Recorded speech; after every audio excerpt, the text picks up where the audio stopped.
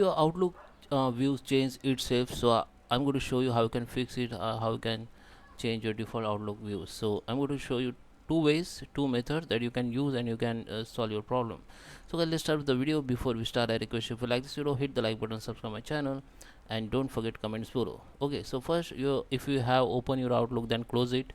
Now just come to the run, just hit the run here, or come to the run option, or you can also hit the window and R key. Now just type outlook.exe, give the space, then give the slash, then write the clean views. Okay, you have to write the clean views. Last, in the last, you have to enter the yes views. Okay, outlook.exe space, then one slash, then clean views. Okay, then click on OK. Then your Outlook will be restart, and it will be open automatically. Then you can see your Outlook views come into default. Okay, so there is a manual option that go to the views here, and here you can change from views. Okay, you can change views from here.